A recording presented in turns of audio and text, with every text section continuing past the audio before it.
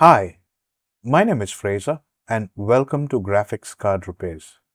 So today we have this Sapphire Nitro Plus RX 7900 XTX, and this card has been sent from Qatar and it came in this package, just the PCB, just to keep the weight down, and in this particular box. So the issue is that this card does not show any display, and it's just a black screen. So we'll put this card on the bench and test it out. Okay, so the card is on our test bench, and the display that you will see is from the internal display and not from the graphics card. So I've left the display cable out. Let's put the card up. So I'm going to run memtunes and run a memory test to check which of the memory is showing faulty, or how many memory channels are showing faulty.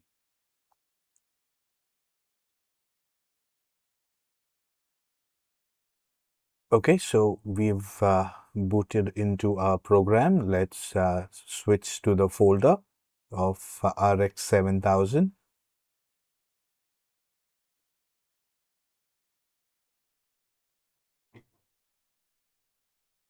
Okay, let's run the command now. So the command is memtune space training check. Okay, it's running the test. Okay, so we have two channels showing faulty. That's channel G and channel H. So let's count the memory. A, B, C, D, E, F, G, H. So G and H, I, J, K, L. So G and H are the ones that are faulty. That's the one that showed in our memory test. So we'll proceed to remove those memories from this board. Okay, so these are the two memories. That's the faulty memories, and you can see that there's some black glue that's been stuck. So, and it's pretty hard. So I may just have to apply some heat. So I'm going to be really careful and try not to scratch the traces. So if you see, my tweezers are not very sharp. It's just good enough, and it's good enough to get the job done, but it will not scratch the traces. So there you go. Let's get rid of this thing. I don't understand why manufacturers use this. It's pretty much useless. It doesn't do the job. You can see even with these glue, you still get memory errors. So it would have done the same without as well. So it just makes the repair work a little bit more difficult. That's it. Okay. So I think that's good enough for us. Let's go ahead and apply some flux and remove this memory from this board. So I'm just preheating the board, and let's proceed to remove this memory.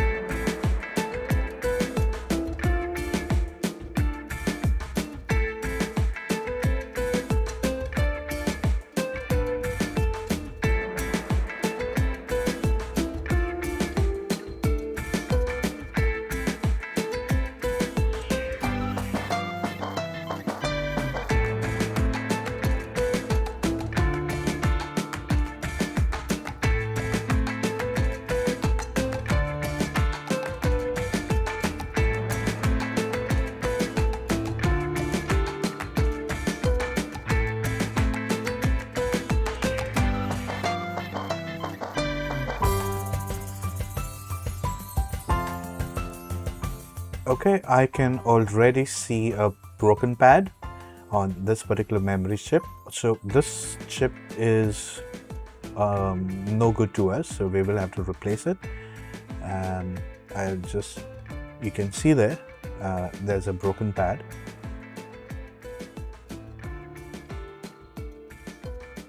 And there are a lot of gray pads as well. So let me point it out. This is the one. So there are a lot of gray pads on this one. So anyway, this chip is of no use. Let's take a look at the other one. Okay, this one looks a bit better. It has gray pads, but it looks a lot better. So this one is reusable. So probably I'll reball this memory chip and reuse this. So one chip we will have to replace, the other one can be reused. So let me just get rid of the glue on this one and prepare this chip to reball.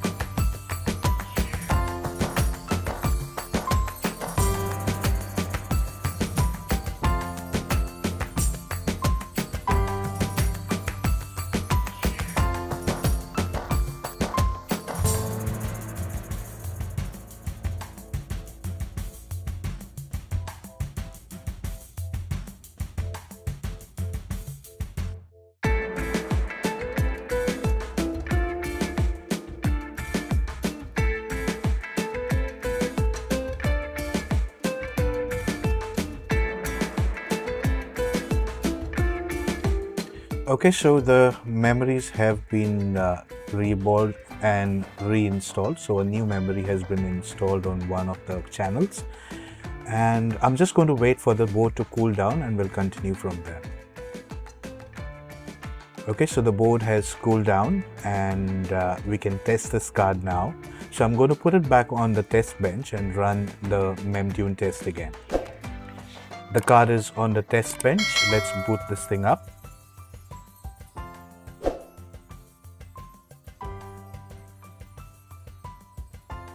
So the image that you see is still from the internal display and not from the graphics card. So I'm just going to run memtunes first and check if our errors have disappeared. Okay. Let's change to the drive of our X7000 and we'll run memtune from there.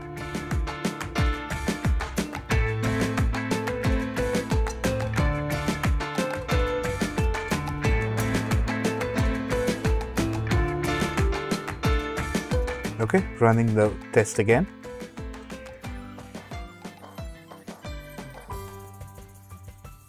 There you go.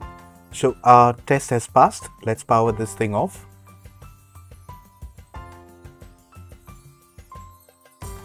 Okay, and now let me switch the drive to Windows.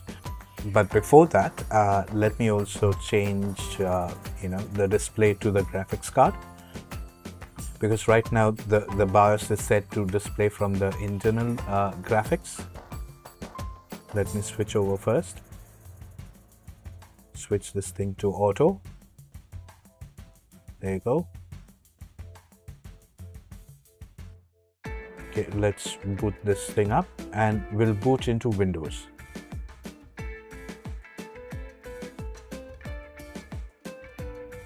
Okay, so it's booting into Windows and the display that you see now is from the graphics card. So if you're wondering why did you see those artifacts or lines on the screen, so normally AMD, the later AMD cards, they do show lines and when it's booting through the BIOS, but that's not an error, it's normal. So I have switched the fan to a much bigger fan so that I can blow some extra air just to keep the temps down. I think that should do the trick when I boot into Windows because it's going to get a little more toastier than when I'm running the memory test. So let's boot into Windows this time. Okay, let's switch to the Windows drive. Loading Windows. Move this thing a bit closer just to get some extra air on it, on the cooler, on the core. Okay, so it's loading the drivers. Let me open Device Manager and I'll just install let me install it. Just shows basic driver, so I will install AMD software. Okay, so it's not the latest driver that I'm using, but older one, but that should do because it does include 7900 XTX. So that should be fine.